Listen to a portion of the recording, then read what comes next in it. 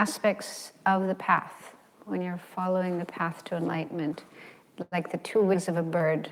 They use that analogy. Just as a bird needs to have two wings to be able to fly properly, it's impossible to fly with only one wing.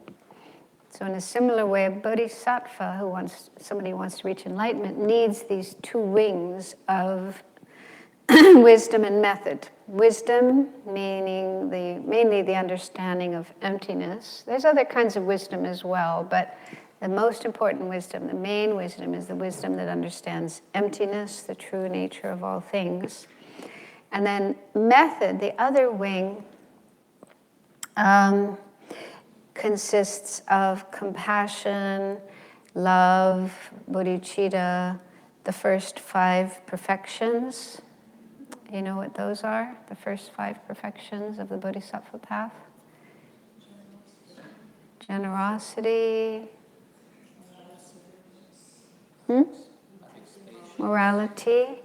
So the order is usually generosity is the first one, and then the second one is sometimes called ethics or morality, and the third is patience, and the fourth is joyous. Well, there's different terminology, different terms.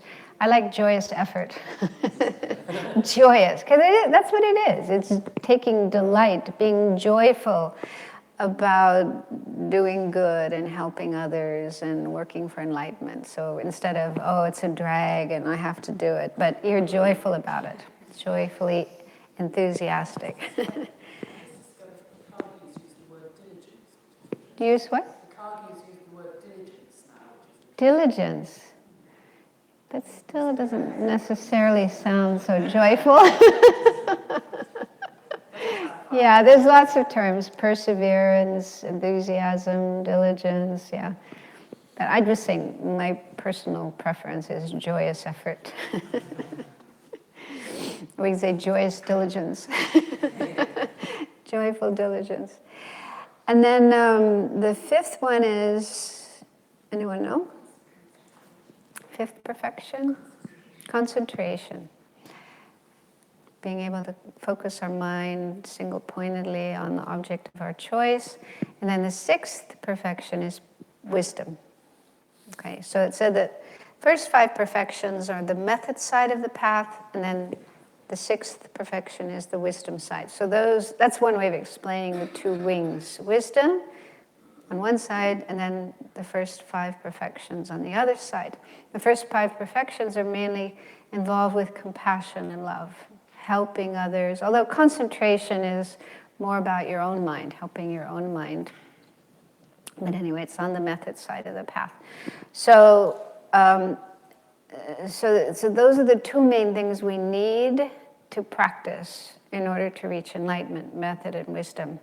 And this is true whether you're following Vajrayana or Paramitayana. But there's a difference in that in the Paramitayana path, you practice method and wisdom separately. So there are certain times when you're practicing wisdom. You're studying, learning about emptiness, thinking about it, meditating on it. So you're focusing on wisdom. And then at other times, you're focusing on method, which could include also meditating to develop love and compassion, but active, being more active, because a bodhisattva needs to, actively engage in the world and helping sentient beings.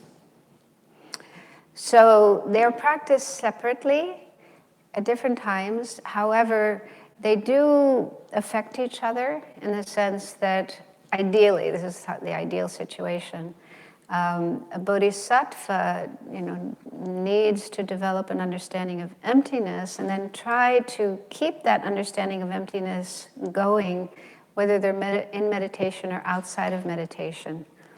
So when they have a really good understanding of emptiness, even when they're not in meditation, even when they're out working in the world, helping sentient beings, they are able to maintain this understanding that there's no inherently existing I who is helping sentient beings, no inherently existing sentient beings who are being helped, no inherently existing activity of helping, and so forth. So they maintain this awareness of emptiness even when they are active in the world. So in that way, it said that the wisdom of emptiness influences their practice of method, and vice versa. When they're meditating on emptiness, it's not totally disconnected from the method side of the path, because they have this awareness that everything they're doing is for the benefit of sentient beings. So everything they do is motivated by bodhicitta, wanting to become enlightened to help all living beings. So when they sit down and meditate on emptiness, the motivation for doing that is to benefit all sentient beings. So it said that in the Paramitayana path, even though wisdom and method are separate, they're practiced separately, but they affect each other, they influence each other. Whereas in the Vajrayana or Tantra contains special practices for having wisdom and method together at the same time, simultaneously in one consciousness. But it's not so easy to understand this. I don't fully understand it myself. But it's part of what's called deity yoga.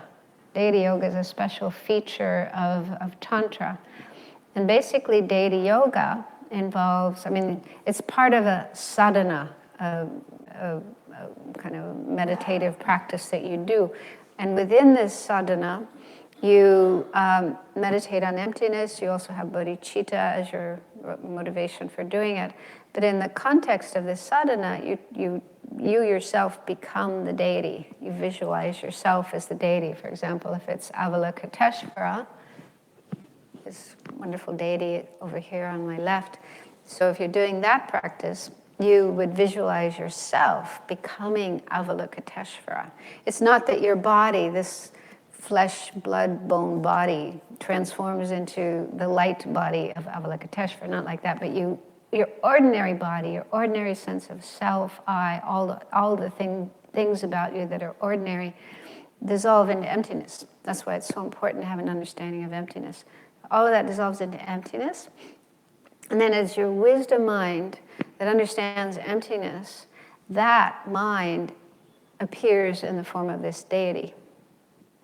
And then you are identifying with that, practicing what they call divine pride. Identify, I am this deity, I am Avalokiteshvara. So in that practice, it said that wisdom and method are combined together in one mind, because first of all, you have the wisdom understanding emptiness, and then that very mind is what appears in the form of this deity. And the whole purpose of this appearing in the form of this deity is to benefit sentient beings, because then you do these other meditations where you're sending out light to sentient beings and purifying them and helping them reach enlightenment and so forth. So just in a brief way, that is how these two wings of the bird for flying to enlightenment, wisdom and method, how they're combined in one mind and one consciousness. And they said that's one of the special features of Tantra, which enables you to more quickly reach enlightenment. Okay, the things you need to do to reach enlightenment will happen more quickly because of this kind of practice, as opposed to in the Paramitayana path where you're alternating between wisdom and method. So this is one of the special features of Tantra or Vajrayana. Then the second one on the list is using delusions, especially desire, in the path. So in the Paramitayana path, and also in the Hinayana path, delusions such as, I use the word delusions, but others use mental afflictions or disturbing emotions. These are things like attachment, anger, greed, jealousy, pride, and so forth. So delusions are regarded as things we have to get rid of. We want to purify, get rid of them. And they don't talk about using delusions as part of the path, bringing them into the path, making them part of the path. But in Tantra, Vajrayana, there are practices for using delusions in the path. And this is the main delusion is desire, attachment. Okay, so there's special practices, we'll get to these later, on utilizing desire, utilizing our attachment within the practice, within the path, to again speed up the process for attaining enlightenment. Then the third point here is taking the result into the path via deity yoga. Okay, so Vajrayana or Tantra is sometimes called the resultant vehicle. That's another term for it, resultant vehicle. And what that means is within the practice, while you're still on the path working for enlightenment, you are practicing as if you're already enlightened, as if you're already there. Like I mentioned this deity yoga. So instead of seeing enlightenment as something in the future, far away, I'm working towards that, I'm working, trying to reach that, you imagine you're already there. How would it be if I'm already Buddha, if I'm already Avalokiteshvara, or whatever deity you are?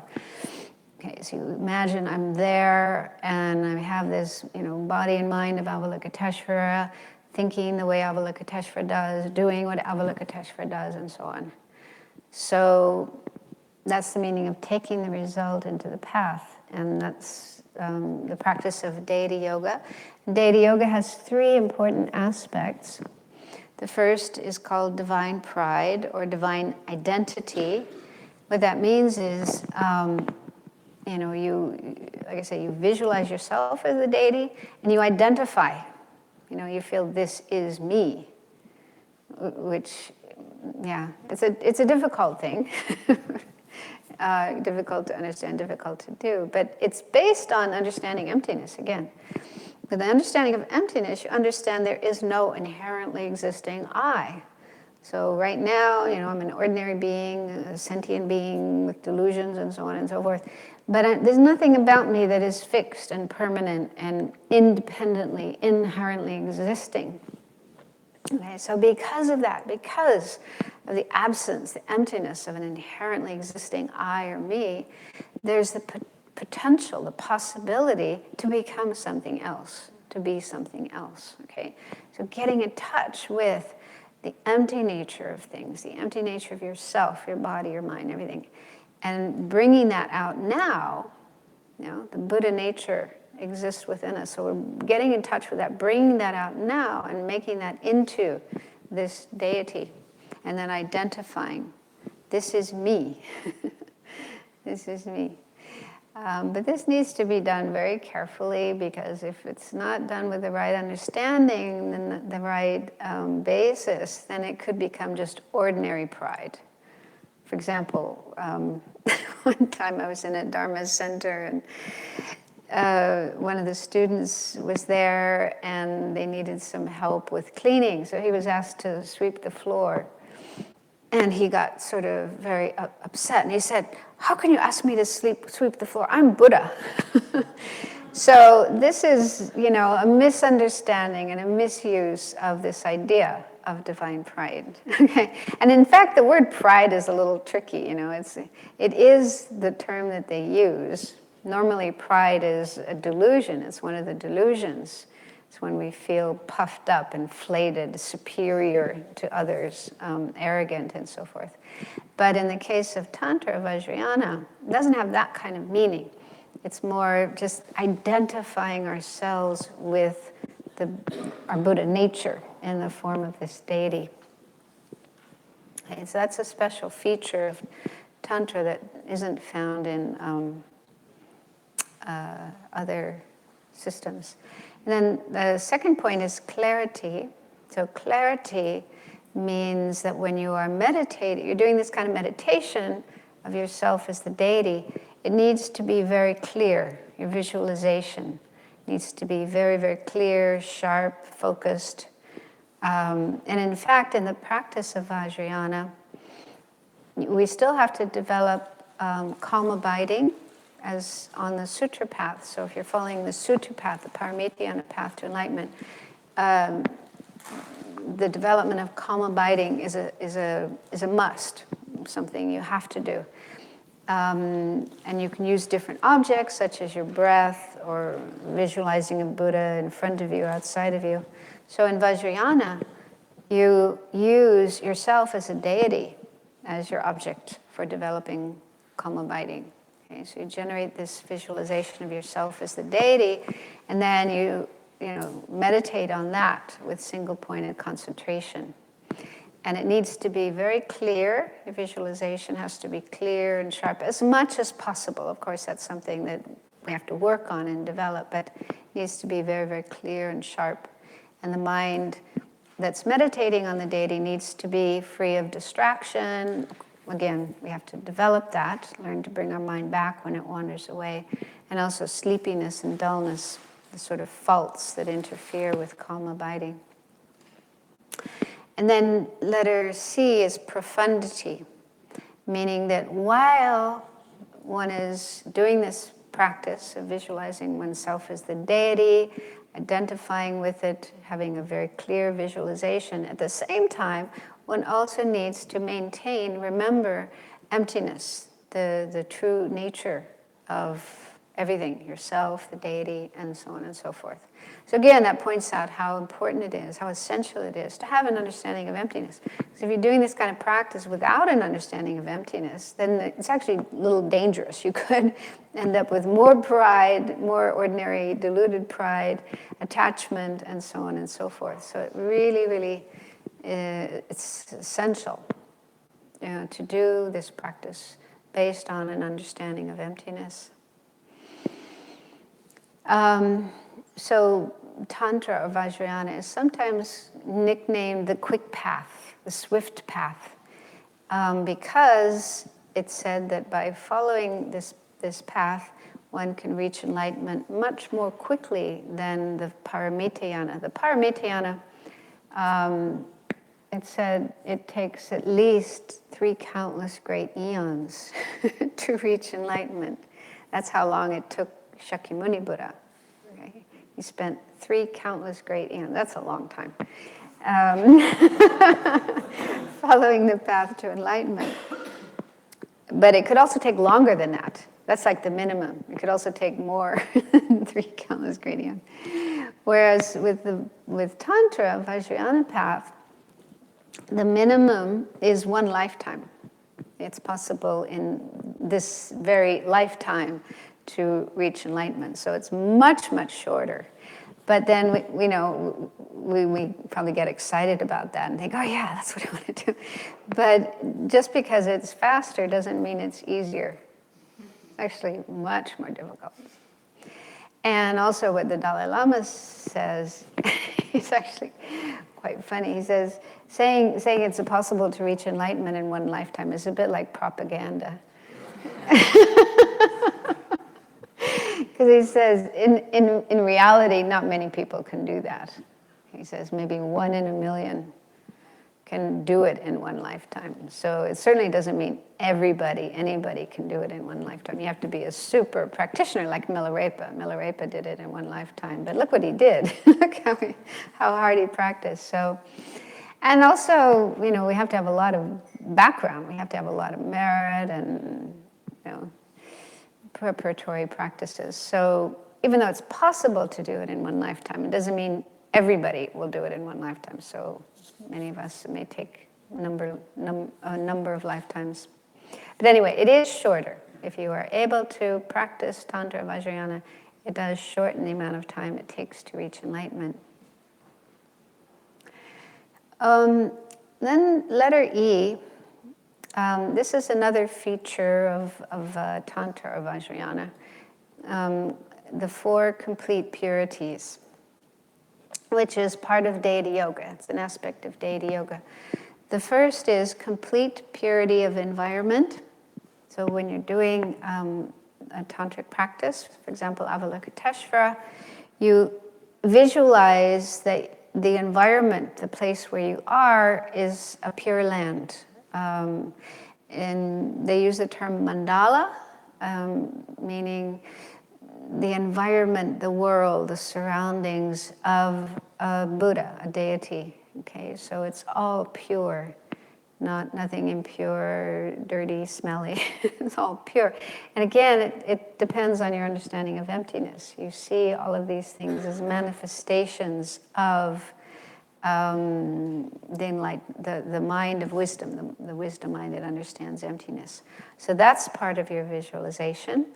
Number 2 is complete purity of body. That means you visualize yourself, your body, not as an ordinary body like we have now, but as the body of a Buddha, like Avalokiteshvara and so on, made of light in the sense that it's transparent, not cells and molecules and atoms, but it's also a manifestation of the mind, the wisdom mind that understands emptiness. So that is what appears in the form of this deity body. And then number 3 is complete purity of resources. Resources meaning the things you use and enjoy.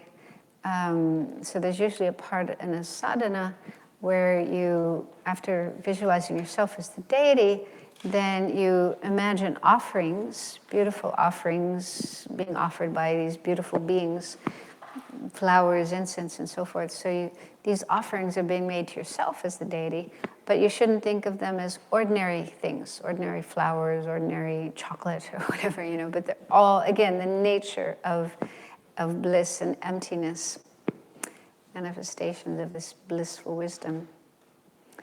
And then the 4th is complete purity of activities. So the activities that you're doing while visualizing yourself as this deity are benefiting others. So you imagine sending light out from your heart to other beings and helping them to develop their potential for enlightenment, helping them become purified of their delusions and ignorance and karma, helping to develop whatever they need to reach enlightenment.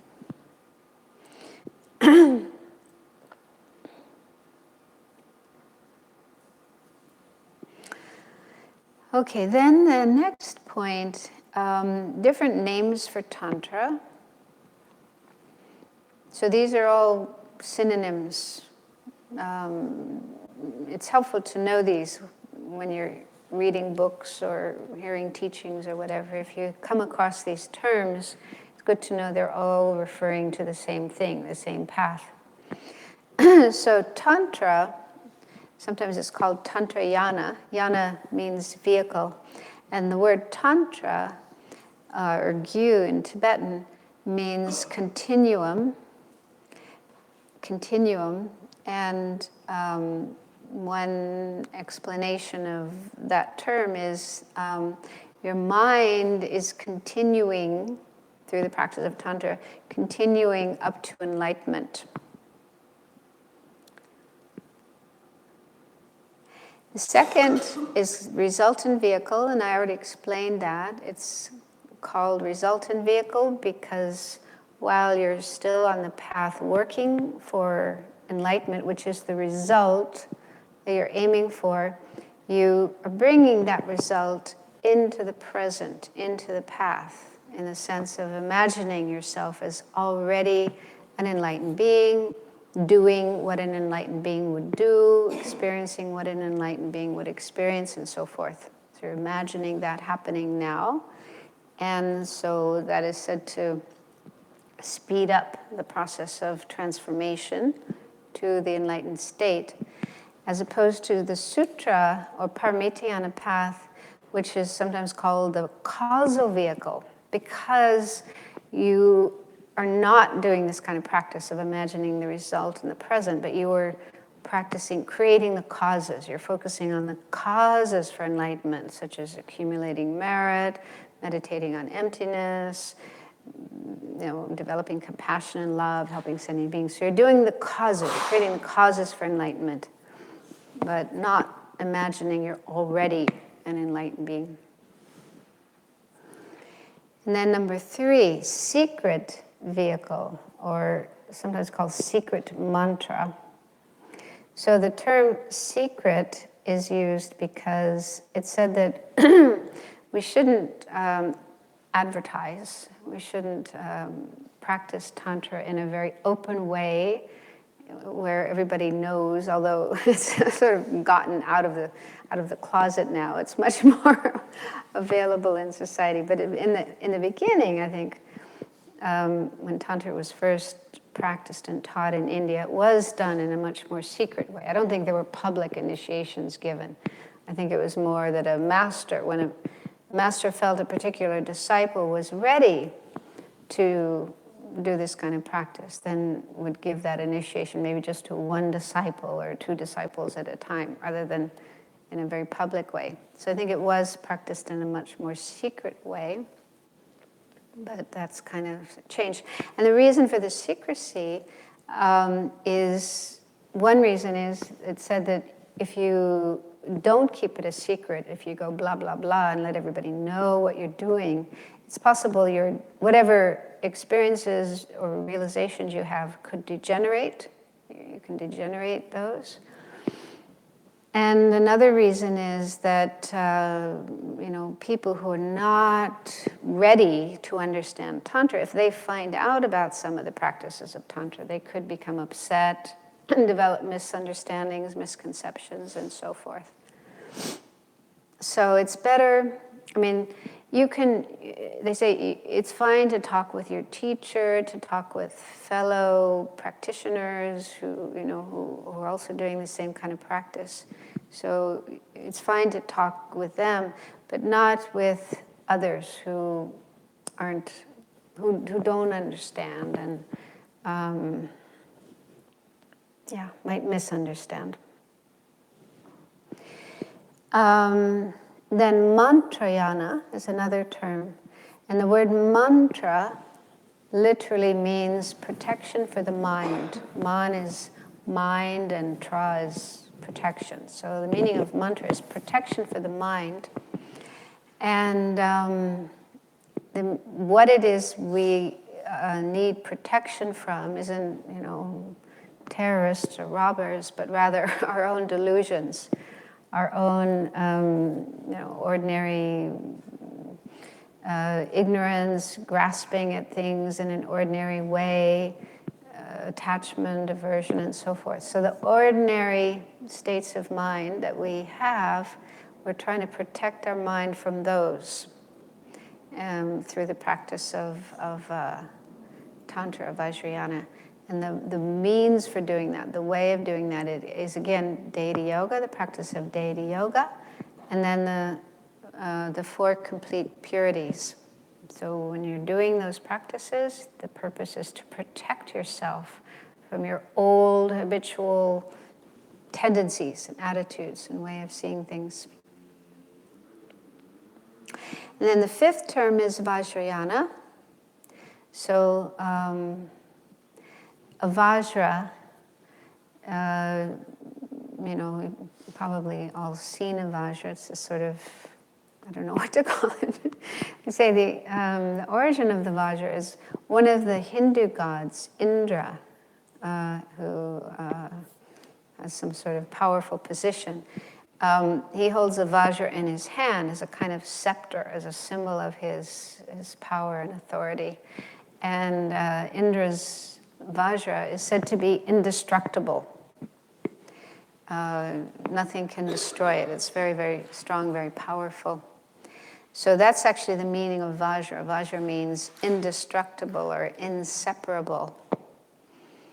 And it's a symbol, it's said to be a symbol of this union of method and wisdom in one consciousness, one mind. Single mind, being able to have both the wisdom of emptiness and method, compassion, love, bodhicitta, but also there's special methods within Vajrayana.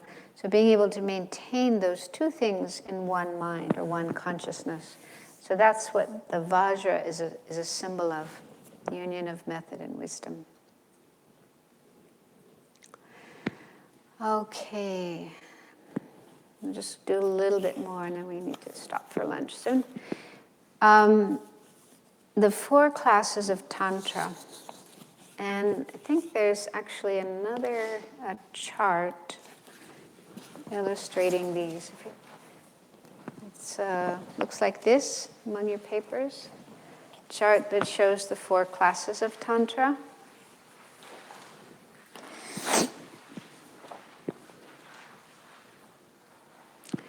Okay, so over on the left are the names of these 4 classes. There's Action Tantra or Kriya Tantra, Performance, Charya Tantra, Yoga, Yoga Tantra, and then Highest Yoga, Anuttara Yoga Tantra. So as we go on in the course, we're going to go through these one by one. And the differences between them, there's a number of differences. One, the first column is the main training, meaning, one's ability to practice, whatever practices are involved, okay? So for action or kriya, it's said to be inferior type of training, performance is middling, yoga is supreme, and then for highest yoga is the very supreme. So when we hear that, we probably all want, I want to be the best, I don't want to be the inferior disciple. But we have to be honest with ourselves. We have to be in touch with, our abilities. And there's one book by His Holiness called, what's the name of that book? It's been around a long time. I think it's called Tantra in Tibet.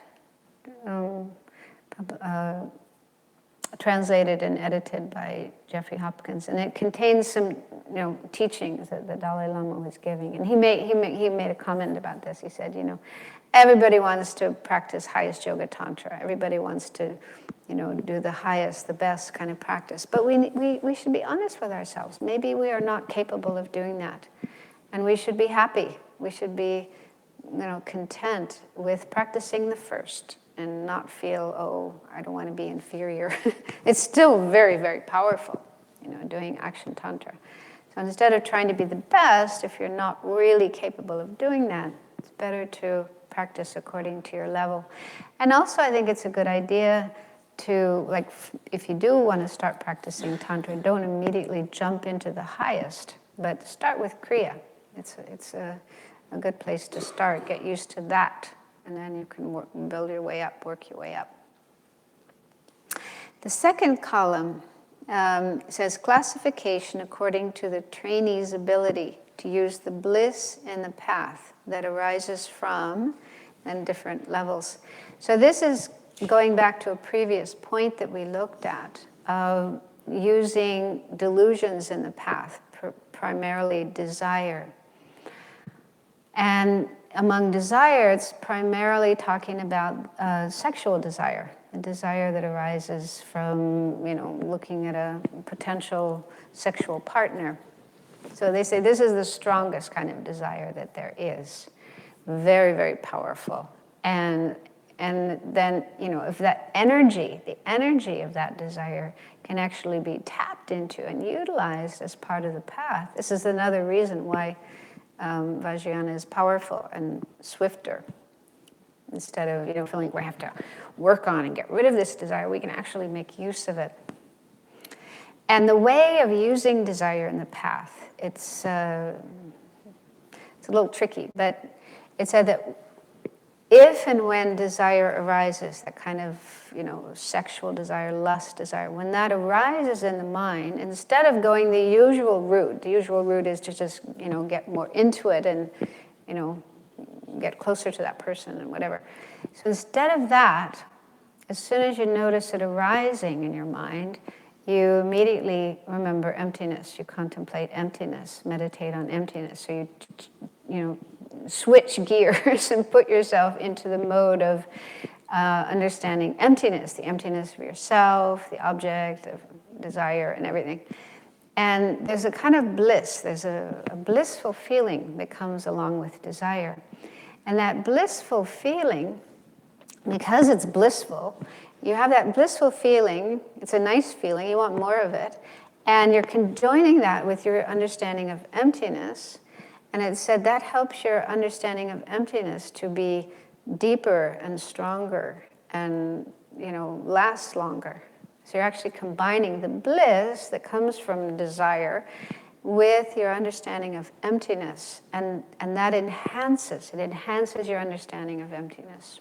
So that's basically how you do it. But it's not easy to do because of our strong habitual tendency to, just follow the usual route when desire comes up. So to be able to, change that desire into an understanding of emptiness is not easy. So one of the ways of differentiating classes of Tantra is the kind of desire that you are able to use in the path. So the first one, for Kriya Tantra, it's the desire that comes from looking. When you just look at an attractive person, there's a certain amount of desire that comes up. Okay, it's relatively mild from just looking.